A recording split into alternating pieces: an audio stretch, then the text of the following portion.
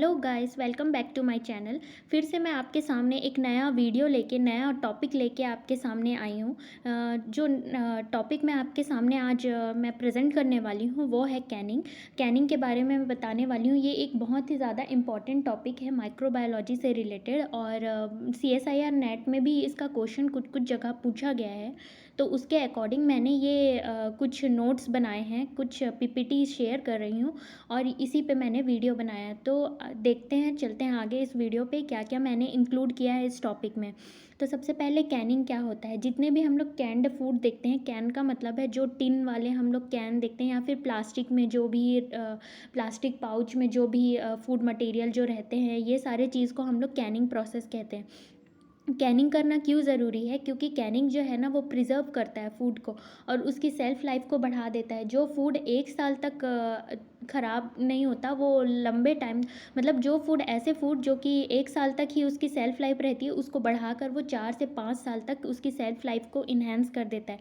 तो Canning process में क्या करते हैं, प्रिजर्व करते हैं फूड को। पहले क्या किया जाता है, इसमें फूड जितने भी कंटेंट होते हैं उसको प्रोसेस करते हैं। प्रोसेस करने का मतलब जो भी बनाने का उसका टेक्निक है, जो भी प्रोसेसिंग का टेक्निक है उसका, वो बनाते हैं। फिर उसके बाद उसको सील किया जाता है एयर टाइट कंटेनर में, जैसे कि मेटल, ग्लास, थर्मोस्टेबल प्लास्टिक और मल्टी लेयर्ड फ्लेक्सिबल पाउच में।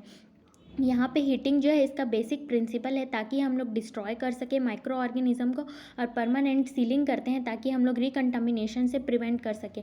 और फिर इसमें थर्ड लाइन में यही लिखा गया है कि कैनिंग जो है ये इसके सेल्फ लाइफ को इन्हेंस कर देता है 1 to 5 ईयर्स। नेक्स्ट आते हैं हम अकॉर्डिंग टू द पीएच के बेसिस पे जो फूड को अलग अलग कैटेगरीज में रखा गया है। तो लो एसिडिक फूड वो होते हैं, सॉरी,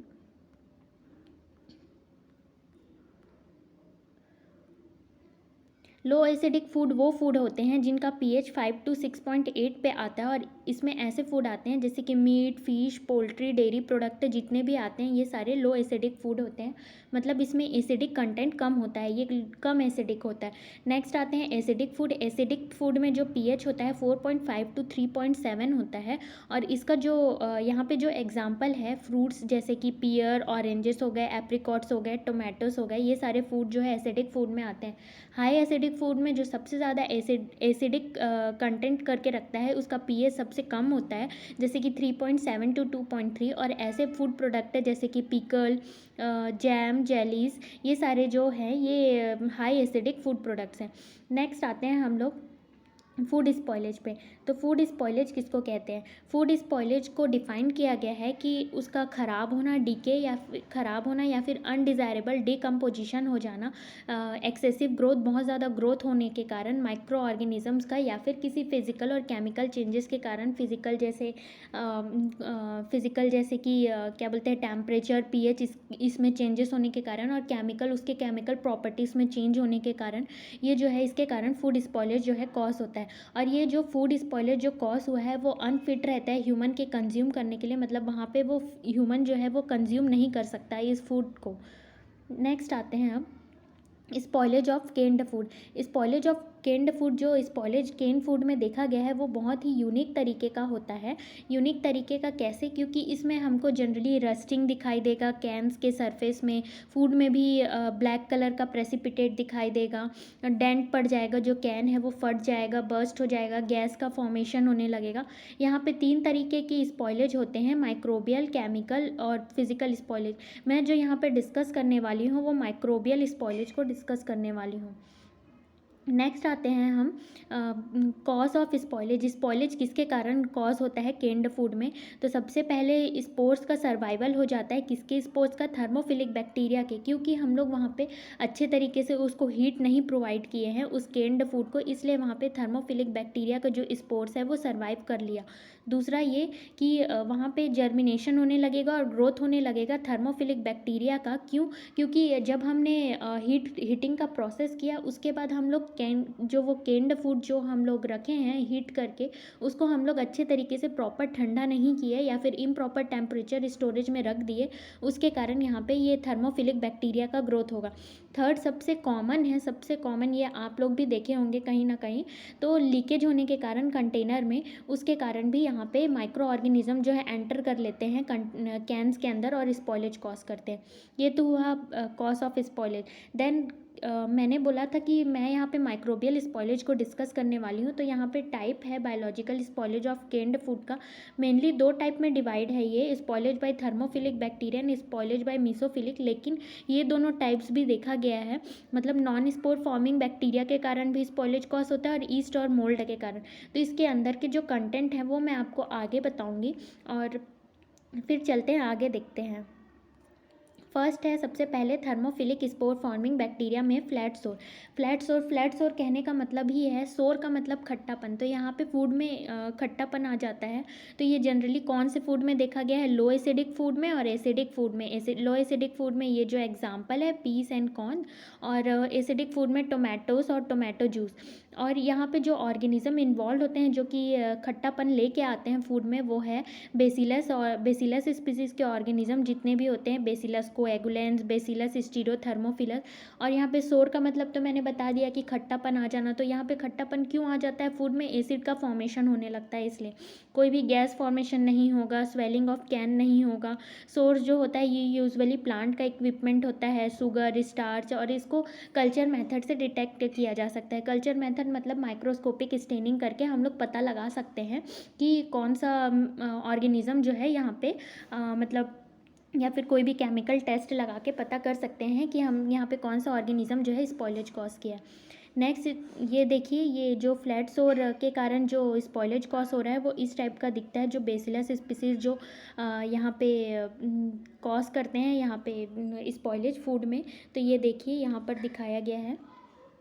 नेक्स्ट आते हैं थर्मोफिलिक स्पोर फॉर्मिंग बैक्टीरिया के सेकेंड टॉपिक में, थर्मोफिलिक एनारोबिक स्पॉइलेज। तो यहाँ पे ऑर्गेनिज्म इन्वॉल्व है थर्मोसेक्रोलाइटिकम, क्लॉस्ट्रीडियम थर्मोसेक्रोलाइटिकम, जो कि क्या कर देता है, H2 और CO2 गैस का प्रोडक्शन कर देता है हाई टेम्परेचर में।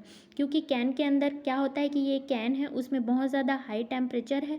हाई टेम्परेचर होने के कारण यहाँ पे H2 और CO2 गैस का प्रोडक्शन होने लगेगा, और फिर उसके कारण ये क्या हो जाएगा कि ये कैन जो है ऐसे ऊपर से यहाँ से फूलने लगेगा। फूलने के कारण यहाँ से ये फट जाएगा।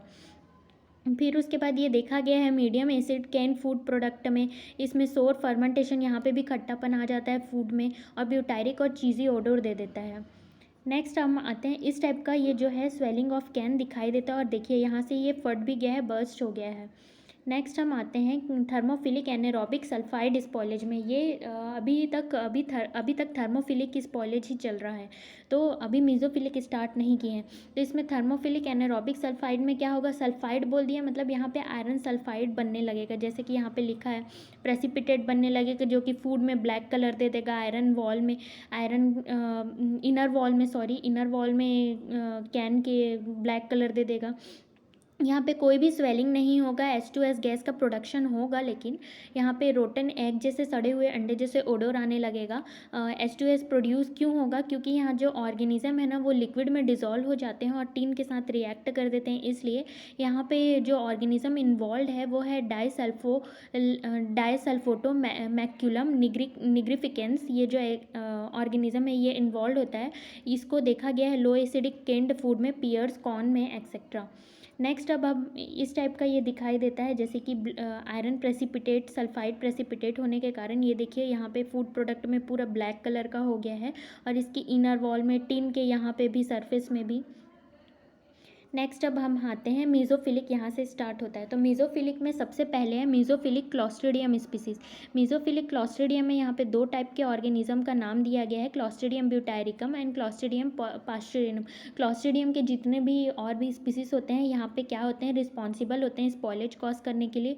ये शुगर को एसिड में कन्वर्ट कर देते हैं, जनरली ब्यूटारिक एसिड में कन्वर्ट करते हैं, और H2 और CO2 गैस का प्रोडक्शन करते हैं, जिसके साथ साथ वो कैन में स्वेलिंग भी कर देते हैं। यहाँ पे और भी स्पीसीज़ का नाम लिखा गया है क्लॉस्ट्रिडियम का, जिसके कारण ख़राब होता है। पुट्रिफिकेशन मतलब वही, पुट्रिफिकेटिव ऑर्गेनिज़म मतलब वही कि ख़राब कर देते हैं फूड को ऐसे ऑर्गेनिज़म। फोल स्मेलिंग आने लगता है, किसके कारण? H2S के प्रोडक्शन के कारण, मरकैप्टेंस के कारण, इंडोल्स के कारण, अमोनिया के कारण। ये लो एसिडिक कैंड फूड में देखा गया है, जैसे कि मीट, फिश, कॉर्न, पी में। नेक्स्ट अब हम आते हैं इसके सेकंड टाइप, मीज़ोफिलिक के सेकंड में, मीज़ोफिलिक बेसिलस स्पीसीज़। यहाँ पे क्या होता है, ये जो बेसिलस स्पीसीज़ होता है ना, ये थर्मोफिलिक की तरह रेजिस्टेंट नहीं होता हीट से।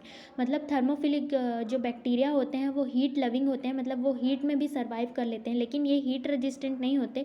तो क्या होता है कि जब हम लोग इनएडिक्वेट हीट कैंड फूड को, जब हम लोग जहाँ पे हम लोग अच्छे से हीट नहीं किए हैं जो कैंड फूड को, वहाँ पे ये सर्वाइव कर लेते हैं। एट 100 डिग्री सेल्सियस तक ये सर्वाइव कर सकते हैं, क्योंकि थर्मोफिलस जो है ज़्यादा मतलब ज़्यादा टेम्परेचर में सर्वाइव करते हैं। Bacillus subtilis and Bacillus mesentericus cause spoilage in poorly evacuated cans.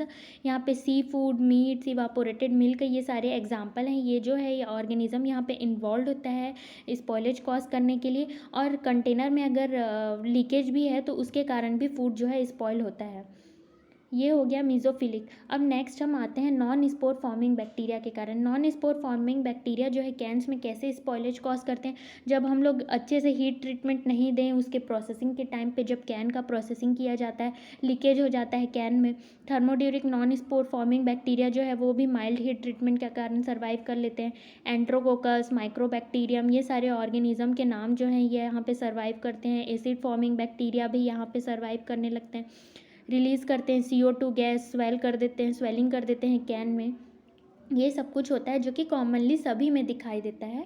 Next अब हम आते हैं, ये जो है यहाँ पे और है नॉन स्पोर फॉर्मिंग बैक्टीरिया का। यहाँ पे लीकेज के कारण स्यूडोमोनास, एल्केलीजेंस, फ्लेविनोबैक्टीरियम, ये जो है स्पॉयलेज कॉज कर देते हैं। ये देख सकते हैं यहाँ से, यहाँ पे जो छोटे छोटे होल्स हैं उसके कारण क्या हो रहा है कि यहाँ पे ये देखिए, सॉरी,